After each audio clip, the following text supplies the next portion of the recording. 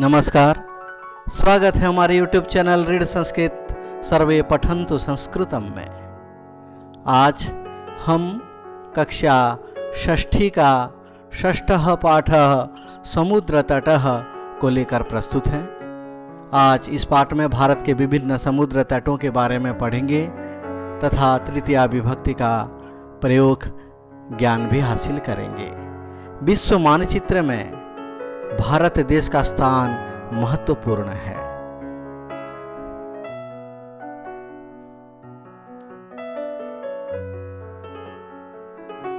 भारत उत्तर में जम्मू कश्मीर से लेकर दक्षिण में कन्याकुमारी तक, पूर्व में अरुणाचल प्रदेश से लेकर पश्चिम में गुजरात तक व्याप्त है। भारत के तीनों दिशाओं में समुद्र घिरे हुए हैं। पश्चिम में अरेबियन सी, दक्षिण में इंडियन ओशन, पूर्व में बे ऑफ बंगाल मौजूद है। पीले रंग से प्रदर्शित स्थान समुद्र के तटवर्ती हैं। इसके अतिरिक्त अंडमान एंड निकोबार तथा लक्षद्वीप भी है। सोने की चिड़िया भारत का सौंदर्य समुद्र तटों से वर्धित हो रहा है। आज चलिए उन समुद्र तटों के बारे में पढ़ेंगे। एषः समुद्र तटः अत्र जनाः पर्यटनाय आगच्छन्ति। ये समुद्र का तट है, समुद्र का किनारा है और यहाँ पे लोग पर्यटनाय यानी पर्यटन के लिए, घूमने के लिए आते हैं। पर्यटन शब्द का चतुर्थी एकवचन में पर्यटनाय। केचन तरंगे ही क्रीडन्ति। कुछ लोग समुद्र में क्या करते हैं? तरंगे ही क्रीडन्ति, तरंगों से, लहरों से खेलते हैं। तरंग शब्द का तृतीया बहुवचन में तरंगे ही। केचन तरंगे ही क्रीडन्ति। कुछ लोग तरंग से, लहरों से खेलते हैं। केचन च नौकाभिः जलविहारं कुर्वन्ति। केचन जनाः और कुछ लोग क्या करते हैं? नौकाभिः नावों से, जलविहारम जल में, विहारम यानी भ्रमण यानी सैर, कुर्वन्ति मतलब करते हैं। कुछ लोग नाव से पानी में सैर करते हैं। नौका शब्द का तृतीया बहुवचन में नौकाभिः, जिसे बालिका का तृतीया बहुवचन में बालिकाभिः। नौकाभिः जलविहारम कुर्वन्ति। नौका से पानी में सैर करते हैं, भ्रमण करते हैं। तेषु केचन कन्दुकेन क्रीडन्ति। और उन लोगों में से कुछ लोग कन्दुकेन क्रीडन्ति, गेंद से खेलते हैं। बीच में कोई वॉलीबॉल से खेलता है, कोई फुटबॉल खेलता है, बच्चे छोटे छोटे बॉल से खेलते हैं। तो विभिन्न प्रकार बल से, गेंद से वहाँ लोग खेलते हैं। कंदुक शब्द का तृतीया एकवचन में कंदुकेन। बालिकाः बालकाः च बालुकाभिः बालुकागृहं रचयन्ति। और उस समुद्र तट बच्चों के लिए बहुत ही आनंददायक होता है। बालिकाः लड़कियां, बालकाः लड़के, बालुकाभिः बालुका शब्द का तृतीया बहुवचन में बालुकाभिः रेतों से क्या करते हैं? बालुका गृहम रचयन्ति। बालुका घर, रेत का घर, इंग्लिश में सैंड कैसल कहते हैं। बालुका घर बनाते हैं। बच्चों का ये मजेदार खेल है। समुद्र के किनारे रेतों से घर बनाते हैं। मध्ये मध्ये तरंगाः बालुका गृहम प्रवाहयन्ति। और बीच बीच में तरंगाः लहर, तरंगः तरंगौ तरंगाः, तरंग शब्द का प्रथमा बहुवचन में तरंगाः लहरें आकर क्या करते हैं, बालुका गृहम रेतों का घरों को, सैंड कैसल को क्या करते हैं, प्रवाहयंती बहा के ले जाते हैं। लहर जब थोड़ा ऊपर आ जाते हैं तो बच्चों का जो बनाया हुआ रेतों का घर वो बह जाते हैं। फिर बच्चे बनाते हैं, फिर तरंग उनको तोड़ देता है। ऐसा क्रीड़ा प्रचलत एव, और ये खेल चलता ही रहता है। कौन सा खेल? बच्चे बालू का घर बनाते हैं और तरंग उनको तोड़ देता है। इस प्रकार का खेल चलता ही रहता है। समुद्र तटाः न केवलम पर्यटन स्थानानि, समुद्र तट केवल पर्यटन के स्थान नहीं है, केवल घूमने फिरने की जगह नहीं है, केवल मनोविनोद का जगह नहीं है, मनोरंजन का जगह केवल नहीं है। तो और क्या महत्व है इसका? अत्र मत्स्यजीविनः अपि स्वजीविकां चालयन्ति, और यहाँ पर समुद्र तट पर मत्स्यजीविनः मछुआरे, मत्स्यजीविन शब्द का प्रथमा बहुवचन में मत्स्यजीविनः मछुआरे स्वजीविकां चालयन्ति, अपनी जीविका निर्वाह करते हैं, अपने रोजी रोटी चलाते हैं, अपना प्रोफेशन इसी से ही चलाते हैं, मछली पकड़कर बेचकर।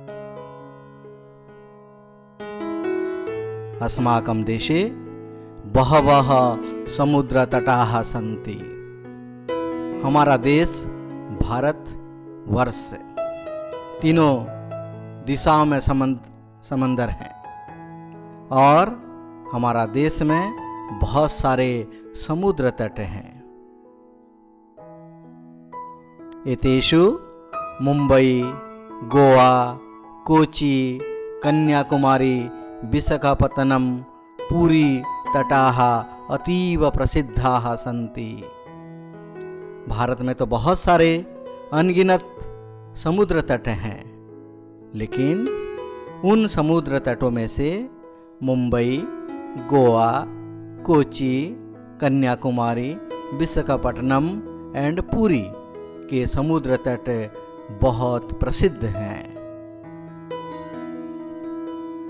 गोवा तटः विदेशी पर्यटकेभ्यः समधिकं रोचते, गोवा का जो समुद्र तट है वो विदेशी पर्यटकों को बहुत पसंद है। आप गोवा जाएंगे तो देखेंगे बहुत सारे विदेशी पर्यटक, फॉरेन टूरिस्ट वहाँ दिखे जाएंगे आपको। विशाखापत्तनम तटः वैदेशिक व्यापाराय प्रसिद्धः, विशाखापट्टनम का जो बीच है वो वैदेशिक व्यापाराय फॉरेन ट्रेड्स के लिए प्रसिद्ध है, फेमस है। यानी आयात निर्यात के काम इस विशाखापट्टनम के तट पे विशाखापट्टनम पोर्ट ट्रस्ट में होते हैं। कोची तटः नारिकेल फलेभ्यः ज्ञायते, कोची, कोचीन का जो समुद्र तट है ये नारिकेल फलेभ्यः ज्ञायते, नारिकेल फलेभ्यः, नारिकेल फल मतलब नारियल, नारिकेल फल शब्द का चतुर्थी बहुवचन में नारिकेल फलेभ्यः, नारियल फलों के लिए जाना जाता है, प्रसिद्ध है। कोचीन केरल का कोची में अगर कभी आप जाएंगे नारियल के बहुत सारे पेड़ आपको दिखेंगे, और कोची का समुद्र तट नारिकेल यानी नारियल के फलों के लिए प्रसिद्ध है। मुंबई नगरस्य जुहू तटे सर्वे जनाः श्वेरं विहरन्ति, मुंबई भारत का प्रसिद्ध शहर और इस मुंबई शहर का जुहू बीच में अगर आप जाएंगे तो देखेंगे कि सभी लोग जुहू तट पे क्या करते हैं, श्वेरम विहरंती, स्वच्छंद विचरण करते हैं, अपनी इच्छा से, खुशी से, आनंद से भ्रमण करते हैं। चेन्नई नगरस्य मेरिना तटः देशस्य सागरतटेषु दीर्घतमः। चेन्नई का जो समुद्र तट है उसका नाम है मेरिना बीच। मेरिना बीच आप लोग गए होंगे तो देखे होंगे कि कितना लंबा समुद्र तट है। और ये मेरिना बीच, मेरिना समुद्र तटः देशस्य सागर तटेषु दीर्घतमः। ये देश के जितने भी सागर तट हैं, समुद्र तट हैं, सी बीच है, उसमें से दीर्घतमः लॉन्गेस्ट बीच है चेन्नई का मेरिना तटः, मेरिना बीच। भारतस्य तीसरुषु दिशासु समुद्रतटाः सन्ति। भारत के तीनों दिशाओं में समुद्र तट हैं। अस्मादेव कारणात् भारतदेशः प्रायद्वीपः इति कथ्यते। भारत के तीनों दिशाओं में समुद्र है और इसी वजह से भारत को प्रायद्वीपः, प्रायद्वीपः इति पेनिनसुला इंग्लिश में प्रायद्वीप कहा जाता है भारत को, क्योंकि तीनों दिशाओं में समुद्र है। तो कौन कौन से समुद्र हैं? पूर्व दिशायाम बंगोपसागरः, पूर्व दिशा में बंगोपसागर यानी बे ऑफ बंगाल है। दक्षिण दिशायाम हिंद महासागरः, दक्षिण दिशा में हिंद महासागर यानी इंडियन ओशन है। पश्चिम दिशायां च अरब सागरः अस्ति, पश्चिम दिशा में, वेस्ट में कौन सा समुद्र है? अरब सागरः यानी अरेबियन सी है। एतेषां त्रयाणामपि सागराणां संगमः कन्याकुमारी तटे भवति। इन तीनों समुद्र का, बंगोपसागर, हिंद महासागर और अरब सागर, ये तीनों समुद्रों का, सागरों का संगम कन्याकुमारी में होता है। भारत के दक्षिण में जो कन्याकुमारी है, आप लोगों में से भी कोई घूमने गए होंगे, तीनों समुद्रों का संगम, यूनियन पॉइंट मिलने का जगह कौन सा है? कन्याकुमारी है। अत्र पूर्णिमायां चंद्रोदयः सूर्यास्तं च युगपत् एव द्रष्टुम शक्यते। और कन्याकुमारी में पूर्णिमा तिथि में, फुल मून डे में, चंद्रोदय सूर्यास्तम च, चंद्रोदय और सूर्यास्त युगपत् एक ही समय में, साइमल्टेनियसली द्रष्टुम शक्यते, देखा जा सकता है। आप कभी पूर्णिमा तिथि में कन्याकुमारी जाएंगे तो शाम के समय में देखेंगे एक तरफ चंद्रोदय हो रहा है और एक तरह सूर्यास्त हो रहा है। चंद्र और सूर्यों को एक साथ आप देख सकते हैं कन्याकुमारी में पूर्णिमा तिथि में। इस प्रकार भारत में अनेक समुद्र तट हैं जो कि पर्यटकों का मनोविनोद के साथ साथ कुछ लोगों का आजीविका के साधन भी हैं। हम पर्यटक तथा देश के नागरिक होने के नाते हमारा परम कर्तव्य बनता है कि समुद्र तटों को गंदगी मुक्त रखें। समुद्र तट में हम घूमने के लिए जाते हैं तो समुद्र तटों को गंदा ना करें, समुद्र तटों को गंदगी मुक्त रखें। इस लेसन के माध्यम से मेरा ये संदेश है।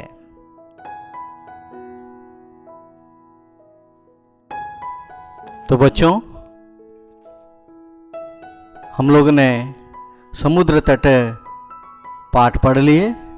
अभी इस पाठ में आए हुए कुछ प्रमुख शब्दों का व्याकरण देखेंगे। प्रमुख शब्दों की व्याकरण चर्चा करेंगे। सर्वप्रथम पद परिचय। कुछ पदों का परिचय देख लेते हैं। तरंगे ही, तरंग शब्द पुल्लिंग में होता है। तरंग शब्द का तृतीया बहुवचन में तरंगे ही।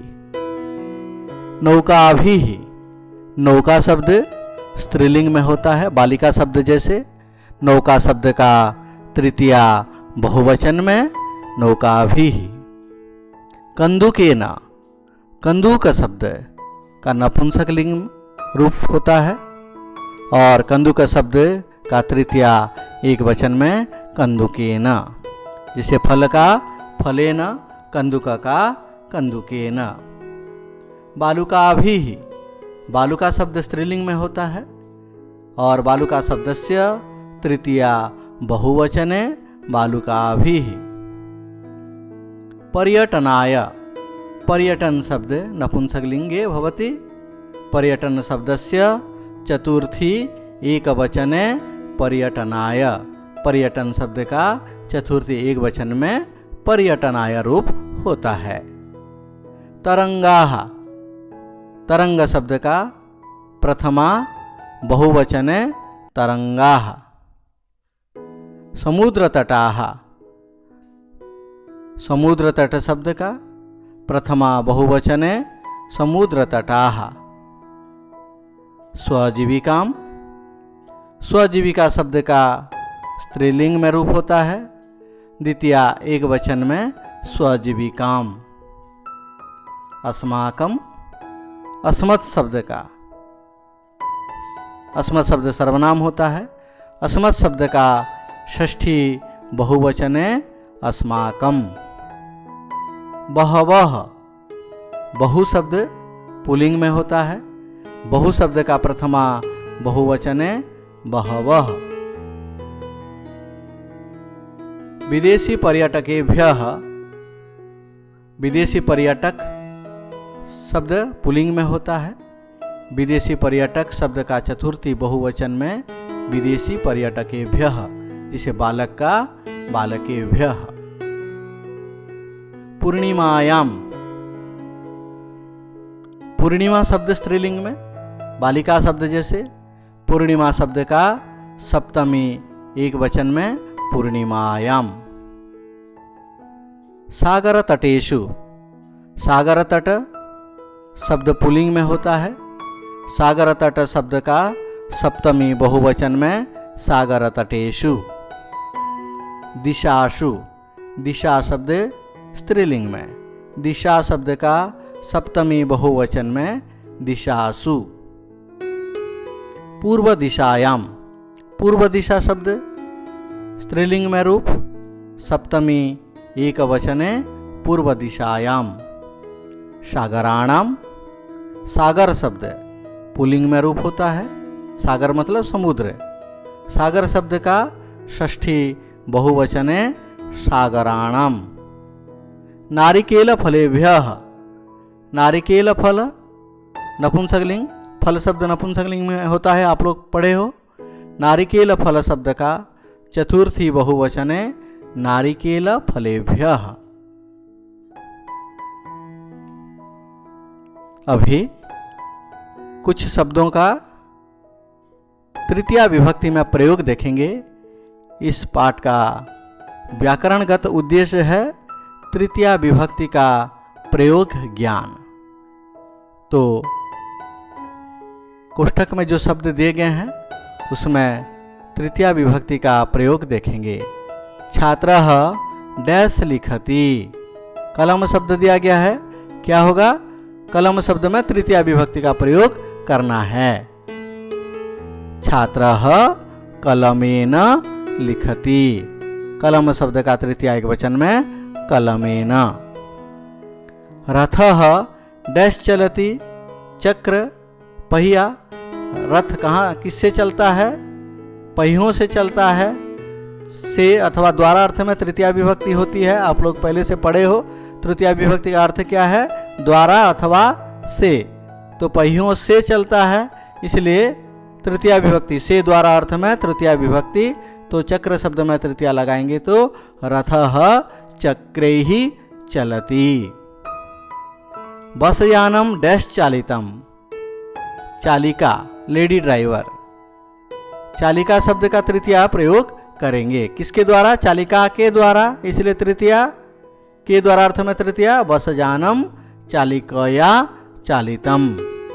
बालिका का तृतीया में बालिकया, चालिका का तृतीया में चालिकया। हस्तः डैश शोभते, हाथ किसके द्वारा सुशोभित होता है? दान के द्वारा। के द्वारा अर्थ में तृतीया, तो दान में तृतीया प्रयोग करेंगे तो हस्तः दानेन शोभते। सा डैश चित्रम रचयति, तुलिका, तुलिका मतलब तुली, पेंट ब्रश। सा तुलिकया चित्रम रचयति। बालिका का तृतीया में बालिकया, तुलिका का तृतीया में तुलिकया। बालकाः डैश सह पठन्ति, किसके साथ पढ़ते हैं? लड़कियों के साथ पढ़ते हैं। बालिका शब्द का तृतीया प्रयोग करेंगे तो बालकाः बालिकाभिः सह पठन्ति। बहुत सारे बालिका हैं, इसलिए तृतीया बहुवचन में रूप किया गया है, बालिकाभिः सह पठन्ति। इस प्रकार इस पाठ में हम लोग समुद्र तट के बारे में पढ़े और विभिन्न शब्दों का पद परिचय भी देखे, तृतीया विभक्ति का प्रयोग भी करके देखे। उम्मीद करता हूँ इस पाठ आपको जरूर समझ में आया होगा। इस पाठ का जो प्रश्नोत्तर है उसका लिंक मैं डिस्क्रिप्शन में दे दिया हूँ। लिंक को क्लिक करके आप लोग प्रश्नोत्तर लिख सकते हैं, पढ़ सकते हैं, याद कर सकते हैं। वीडियो देखने के लिए बहुत बहुत धन्यवाद। अभी तक अगर हमारे चैनल को सब्सक्राइब नहीं किए हैं तो आप लोग सब्सक्राइब कर लीजिए। जय तु भारतम, जय तु संस्कृतम।